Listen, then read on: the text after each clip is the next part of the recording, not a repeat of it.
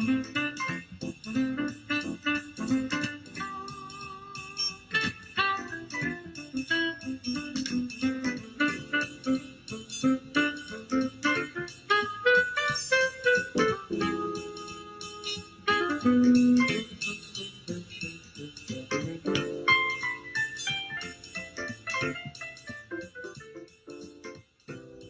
to Generations. We are in for a great treat today. We have with us Ben from Nice Guy Technology. Have you ever felt like you want to throw your computer out the window? Maybe your smartphone isn't working and you don't know what to do or how to fix it? Well, today we've got help for you. So with that, let's meet our co-host and our guest. First of all, Elaine, thank you for coming. It's good to see you. Good to see you, and it's just a joy to be here in the studio. Thank you. And David, how are you today? I'm good, although it was weird coming into the studio. I've seen Elaine all kinds of times behind a rectangle on Zoom, and to see you in person, it was like, who is this person? I know it. Yeah. Well, for many people who don't know him, especially the viewers, we've been doing our shows on Zoom since COVID hit. So we're excited about being back here today. This is really a thrill for us as well. So with that, let's meet Ben. And it's Ben Richter. Ben is from Nice Guy Technology, and they help you resolve your frustrations with technology, right? Absolutely. Okay, so I have to ask you this, Ben, why Nice Guy Technology? Right, Nice Guy Technology. We know that there's a lot of places to get tech help. We feel like a lot of people come to us because they want that human connection in there as well. They want to make sure that it's someone they can trust, someone who is a nice guy. That's a big part of it. People don't want to be talked down to. People want to be seen as equals. I like to say there are people who just feel down on themselves. They don't know a lot in the technological world. It's a full-time job to stay up with what's in the technological world. And so just people feel left behind, and they don't want to be talked down to. They want to be seen as equals. There's a lot of things I don't know that they probably do know. And so, we all have something that we're an expert in and something we're not an expert in, and that's okay. So try to make sure that everyone feels welcome and going to be treated with respect, dignity. We're going to be nice. Great. And that's why they're called Nice Guys, right? That is the goal. You got it. Well, I want to talk about something here that the viewers know a lot about, I'm sure, and we know a lot about. That's scams. Mm-hmm. Let me give you all some stats. American consumers lost more than $5.8 billion, that's with a B, dollars in scams alone in 2021. The Federal Trade Commission received 2.8 million fraud reports last year, which was an increase of 70% from the year before. More scammers are out there now than ever before, and they're there to take your money. Yes. So what can you tell us about that? Sure, absolutely. So the world of scams, it's ever changing, and that's another thing where you want to make sure you're working with someone you trust. And so that's our goal again there. As far as what to know, probably the biggest thing is to know what to look for in identifying a scam. We get a lot of emails that look almost legitimate, right? Yes. This was a receipt from Amazon. Thank you for your purchase of X dollars, but if you didn't buy this, here's a phone number to call. I always think that's funny when you think of it from, what store do you go to where here's your receipt, but in case you didn't buy this, here's a phone number to call. Right, that doesn't really happen in stores, but what they'll do is they'll put a sense of panic in there. They want to make you think, I need to take care of this right now. There's a sense of urgency. There's that hint of legitimacy. Amazon, I shop on Amazon, absolutely. But I always say it's a hint of legitimacy because when you look at it closely, there's spelling errors, there's grammatical errors, things that make it clearly not actually from Amazon. When you actually see who that email's from, it will say some random, it's not Yes. at Amazon.com, right? So Right. recognizing is probably the biggest thing, to be able to say, this seems suspicious. And so many times it already feels like you've already been scammed. Here's your receipt, you spent $700. And now to fix it, go here. I got to do something about this now. I better call this number. And that's actually when they scam you. They haven't yet scammed you. Yes. So a lot of times people are also thinking, I'm already in trouble. No, you're about to put yourself in trouble if you give that number a call. So the best thing to do is nothing. If you just leave it alone and delete it, don't respond, don't call them, don't give them any information. They haven't already scammed you, just leave it alone. So you're saying they will eventually leave you alone? That's always the hope. Okay. I wish that it were so. Yes. They will always try a new tactic. So yeah, if it's not, through emails, it'll be through text messages. We were, I think, talking Yes. about this We a bit talked- ago. Yeah, you and I yes. were chatting about Yes. that. There's phishing. That's an email scam where someone will send you what looks like a link to, oh, you need to log into your Amazon account. Here's a link to click. And when you go to that website, it looks like Amazon. Yes. Put in your email and password. And of course, that wasn't actually Amazon. You gave your email and password, that account info, to someone. And now they have it. And we have a whole class on how to make good passwords, but it doesn't matter how good that password is if you still accidentally gave it to somebody.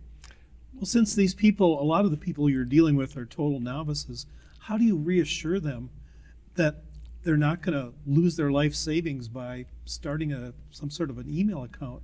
I mean, what can you tell them that will enable them to feel confident about using digital Absolutely. technology? So my biggest thing is, I always say, make sure you're sticking to the original source. If I got an email from Amazon, instead of responding to that email, I'm going to go directly to the Amazon website. If I got a phone call from Apple support saying, oh, we think someone's trying to get into your Apple ID, before I talk to you, let me hang up. I'm going to call Apple support directly Yes. instead of this phone number here. So making sure I'm actually talking to the original source, because I initiated that conversation. If they initiate it, I'm always a little suspicious right then, especially those tech support scams that are out there. They'll tell you, oh, you've got several viruses, and here's a phone call issue with your Apple ID. Yes. My wife got one not long ago, and they said, oh, we think someone's trying to get into your Apple ID. She hands me the phone. I'm saying, is it you? Are you the one trying to get into her Apple ID? And so there are other things you can do, safeguards in there. Adding, two-factor authentication is something that's important, where you can do that, where it has to be you signing in, because they're also going to text you. They're also going to ask, there's those security questions as well. So there are things you can do to safeguard some of those accounts as well, to make sure someone else doesn't get in. And again, making sure you're talking to that original source, so that if someone tries to get a hold of me and I'm suspicious, if it was a legitimate person and I said, let me call you back, I think they'd be okay with that. And they're still not going to call you in the first place. Yeah. I'm always struck by, you mentioned two-factor identification. We all know what that means. And a lot of people who use computers know what that means. Sure. But a lot of people don't. And I can't imagine what it's like in the year 2023 to be starting out and trying to learn all this stuff. It's a daunting challenge for anybody. I don't know what Absolutely. you can do to reassure them. But what steps do you go for someone who's a total novice? What's the first thing you have them do? Sure. So as far as like setting up passwords, like that kind of a Anything. thing, or anything, boy. So there's a lot of things we can do. If someone, for example, got their first smartphone, we could walk through many different things. Typically, I'm going to focus on how to use it, because that's probably what they're Yes. first concerned about. Is I want to make sure I can actually call somebody. But yeah, if it's someone who, hey, I want to start online shopping, then let's take a look at the sites that might be of most interest to them.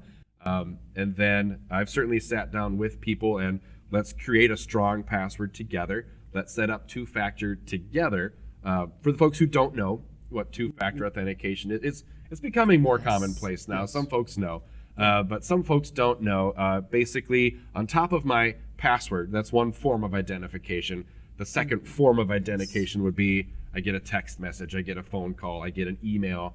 I'll see that on some places where when I need to sign in, hey, we're just going to check it's you. We're going to email you a verification code to make sure it's you. We think of it like going to the bank. When I go to the bank, I need my checking account number and I need my physical ID, or I need my ATM card and my PIN. So I've got two forms of identification. And so it's a pretty specific use case for each person. I want to make sure that we're figuring out where are you going to go and how do you be safe in those specific places. Are you excited to check out Amazon or Facebook, or I just want to check golf scores? You might not need to set up an account. So there's a lot of ways that people could use devices, but absolutely I like to make sure people feel comfortable, confident, competent, all of that together. One of the things I noticed too for myself, when you go on to, like, say, Amazon or Facebook, you're buying merchandise on Facebook, and they say, do you want your Visa card stored? And I always say no. And I'm hearing people are doing that, and then they're getting used. I mean, they're going in and using their Visa card. So that was one of the things that right away alerted me to say, no, I'm not going to have them store my Visa card, my information. Sure, and many folks have done that too. There are online merchants that I trust enough to do that. And I always say too, make sure you're using a credit card and not a debit card, a check card. Yes. Because that's usually, I can get that money back typically from a credit card, as opposed to if it's just out of my checking account, it could just be gone. So there's That's some a good protections for a insight, too. credit card. Yes. Absolutely. Yeah. But yeah, and there are certain, like Amazon, I have my credit card number stored on Amazon. I do too with that. They're big enough. I trust them to be doing the right thing. Yes. It's going to make news if they get hacked. And I haven't seen that news yet. Not to say that people aren't trying all the time, but they've typically got multiple safeguards in place. Yeah. So yeah, there's certain amount of trust that some people are comfortable doing that, and some people would just say, I'm just not going to. And Yes. I think it's okay for people who want to just say, I just don't want my credit card number anywhere. They might have some difficulty in some spots, but for them, it's worth it. I'm going to play it safe. No one's going to ever criticize someone for being too safe Right. on the internet. Yeah, that's true. Yeah, good point. Well, Nice Guy Technology, you are experts in supporting, educating, advising, and setting up. If a person just says, I just need to know whatever I need to know, where would you suggest they start? Sure. So we, like you kind of alluded to, our four pillars, if you will, of our business. Many people find us because they're looking for tech support. I wasn't sure where to go. I needed a computer tuned up, or I just had some general questions. Something's not working right. A lot of times that turns into an educational opportunity. Oh, my iPad does this weird thing. Oh, that's actually a really handy feature. Let me show you how to use that. It becomes that education. Of course, we do formal education as well, community ed classes and things like that. We're especially in the like Lakeville, Apple Valley area, a little bit in Prior Lake. So we have some community ed exposure there, some formal education classes. We also have had people call us up. My kids gave me this Apple Watch. They wanted me to have the fall detection and the heart rate on there, and I haven't even touched it. I've been too nervous to touch it. And so, right, and so we want to make sure that, well, let me show you how to use it, make this thing hopefully seem a little less scary, seem doable. And then, advice. I've helped people take a look at some bills, and I just helped a gal not long ago. I think we chopped off about $75 a month because she was renting equipment that she only rented because she didn't know how to set it up. So that last piece, let me just buy you a modem instead of renting it. Let me set it up. And that saved her a lot of money on some bills there too. So that's kind of, it's a lot of things in the technological world that we do. And many people will have different needs. Many people find us because they need the support, and then they realize later, oh, you can also do these other things. Yeah. Many people find us for the education.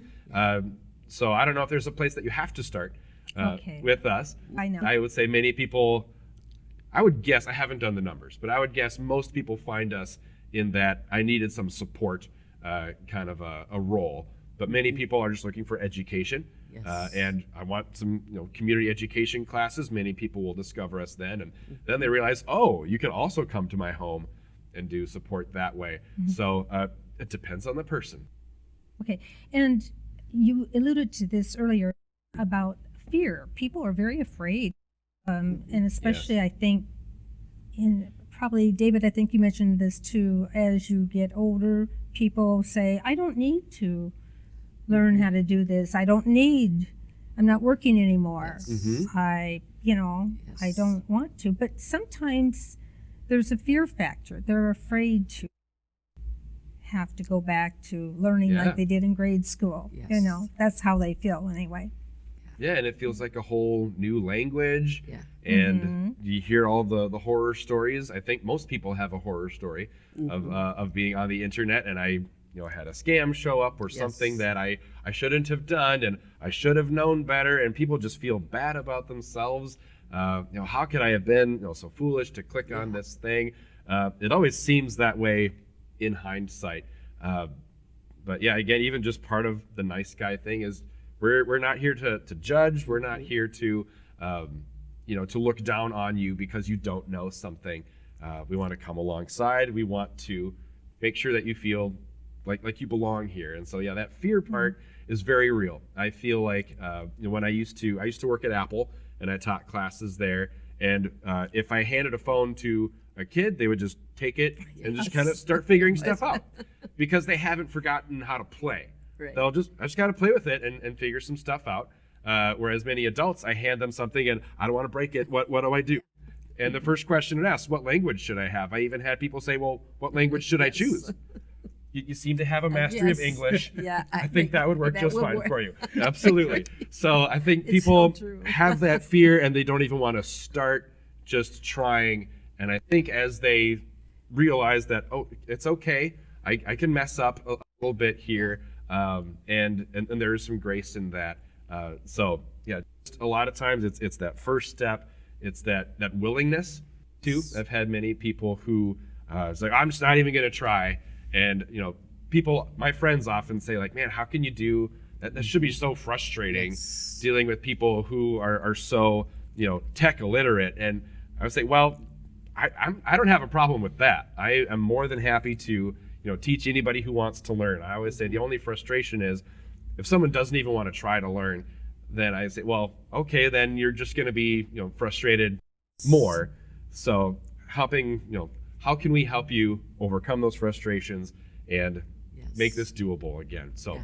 Well, and That's so big. many times we try a new gadget and we think after we know how to work it, we go, well, why did I let that sit in the cupboard all these years? It could have been saving me time Yes. and money, and it's easy to use. Many Yes. times, that can happen too. I think sometimes we get to the point where I don't want to learn one more new thing. I got enough on my plate. I just want to deal with what I've got on my plate, and I don't want to right now learn anything new. And sometimes I find people say, no, I don't have time for that, sure, and I'm sure you've heard that too. I've absolutely heard that Yes. for sure. Well, I think just people learn. have to sort of see a benefit and a kind of empowerment that will come from that. And at least my experience, way more often than not, is that even if I kind of resisted something, once I've done it, like when I first got a smartphone, I was kind of a late adopter.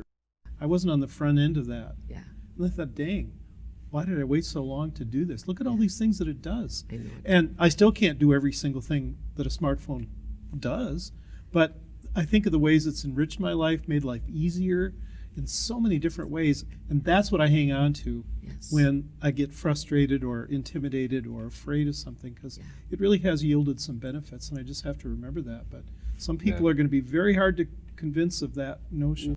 Right. It's kind of like learning a language too, where it's frustrating. It takes a long time, but something starts to click. You get immersed in it, and there's now that this whole new world. I can discover a new culture tied to that language. There's more to it than just the buttons of the technology. Yeah. And I think take given, the time to learn, though. given yeah. that we target older viewers, I think it's really common for people who are older, I put myself in that category too, where you kind of say, well, I think I've done all that I can do or needed to do. The rest is just kind of floating along and till the end. And I think once you adopt that mindset, it really limits you. And so I've Yes. tried really hard to fight through that and say there's nothing that I Yes. still can't do that's new and different and interesting and will make my life better, even Great. if it's a little frustrating or a little challenging. Mhm. And so I have to look at it that way, because the alternative is just sitting around and watching reruns of Cheers or something on Yeah. TV. It's, so, Right, absolutely. you know. Yeah. So remember the, I get such a charge out of when you watch some of the old James Bond movies, and he's got the phone. Yes. The phone's about this big, Yeah. and a cradle in the middle of the car. And look at where we are now, these little tiny phones and everything that they record or they store. Right, absolutely. It's just amazing.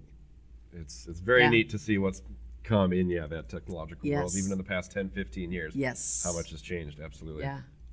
It's fun. You talked about community centers. So let's just say somebody wants to learn how to clean their computer, but they just want to know the basic things. I know a lot of the senior centers as well, and community centers, they offer different classes like that. For sure. When you go to those, do you find that it's mostly not a senior center, but just a community center? Do you find it's mostly seniors? I've certainly had a good chunk of seniors, but I think that's also the nature of the time frame. It's a weekday during the day. So I'll get some seniors, but I'll get some, stay-at-home moms as well. So I've had, probably primarily that audience. But we offer, different classes from, just basic usage of your device to getting more in depth into how do I use that camera better? How do I organize my photos better? And so I'll especially get some of the younger folks that, these parents who are thinking, I want to learn how to take great photos, so I should show up and learn more about the features of my camera. So it kind of all depends on individual people again, but as far as basic like cleaning up a computer, we offer services to do that for people. Some of that stuff is worth knowing, and some of that stuff, as far as like running different scans and things, I don't know if the average user necessarily needs to know how to do all of those things. Some of the higher level stuff is okay to be left to professionals. I always relate it to cars. I'm not a car guy at all. I could learn how to do an oil change. I'm going to bring it to my guy, though. I agree. You go ahead and take Yes. care of that for me. I've heard brake pads are easy. I'm still not touching them. No, I agree. Well, and there's so much on YouTube anymore as well. You can Yeah. find almost anything that way as well. I did fix a garbage disposal because of YouTube, so that was helpful. Indeed. Yes. You what? I fixed my garbage disposal in my sink Oh. from a YouTube video. What a nice guy. Well, we have about 4 minutes left. Go ahead, David. Well, I was just going to say, have you ever gotten, there's things we take for granted that are part of our experience, and we never think that someone could know that. Do you ever get a question where you say, dang, I never even occurred to me that somebody would ask that? And it shows how little they know, but I never thought someone would actually not know that. Is there anything that- Sure. There are some things in the technological world that have become part of the language that has never outright been said. Yeah. Right? So, for example, I asked someone not long ago, go ahead and open up your settings. And they're thinking, well, where's the settings? Say, oh, it's that little gear icon. Well, how was I supposed to know? That's a good question. Nobody told you that gear means settings. How was I supposed to know that if I click these 3 dots, that could open up another menu? Nobody told you that. Absolutely. So there is a lot of kind of assumed language. They're starting to speak the same language, which is good. Different apps had different kind of symbols for settings, but now I feel like by and large we're seeing gears or a wrench meaning settings. But yeah, if you didn't know that that's what the wrench meant or this gear meant, absolutely. I see that enough times where, yeah, I speak the language and someone who doesn't, well, how was I supposed to know that? Yes. Great question. Nobody told you that. I'll tell you that now. Well, we have just not quite 3 minutes left here. You brought up something, all the apps. There's so many new apps every day and software. And if somebody has a basic computer and they just want to be able to email and do a few other things, are there some apps or software that you would suggest they purchase? Sure. So I don't know if I have anything that you need to purchase because by and large, the average user, if they're going to buy a smartphone, a computer, a device, it's already going to have the software that you'll probably need. And you might at some point see like, hey, I'm just using the free email app, but hey, there's a paid app that offers these extra features and I see the value in that. That can be worth exploring. I use the free apps that come with my own devices. And the guys that I work with, the calendar app doesn't have enough features in them. And so they found a better calendar app that has the features they're looking for. Me, I'm okay using the free one. I'm kind of cheap too. So I'm okay, I'll be frugal, not cheap, frugal, where I'll use what's included. And so many times people ask like, oh, should I get this app? Should I? You tell me. Would you like that? So we have a class that's on, hey, here's our top 10 favorite iPhone apps. And some might see that list and go, I'll use 2 of them. And so, I could tell people there's some great apps about discovering trails out there. And someone's like, I don't go hiking. I don't need that. And so I don't have a blanket recommendation for everyone, but I would say, start with what's in there. And when you see, man, I wish that my phone could do this, there's probably a way. Let's find an app to do that. Even the word app, though, is a word that if you ask some people, Yes. what is an app? Oh, appetizers. They couldn't I like define onion it. rings. Absolutely. Yeah. Exactly. I agree. Yes, applications, software. You got it. Even if you say that, they still might not know. But Sure. Yeah. Yeah. Programs. Well, yeah, with that, we are out of time. I've learned some new things today. This has been Yes. very interesting. And Ben, thank you so much for taking your time and sharing your knowledge. Thanks for With having me. us. This was great. It's great And to have 'em. Elaine, thank you for your good questions. And David, the same. And viewers, thank you for joining us today on Generations. I hope you picked up a few tips as I did. And we'll see you next time. Bye now. For the folks who don't know what two-factor authentication is, it's becoming more commonplace now. Some folks know, but some folks don't know. Basically, on top of my password, that's one form of identification. The second form of identification would be I get a text message, I get a phone call, I get an email. I'll see that on some places where when I need to sign in, hey, we're just going to check it's you. We're going to email you a verification code to make sure it's you. We think of it like going to the bank. When I go to the bank, I need my checking account number and I need my physical ID, or I need my ATM card and my PIN. So I've got 2 forms of identification.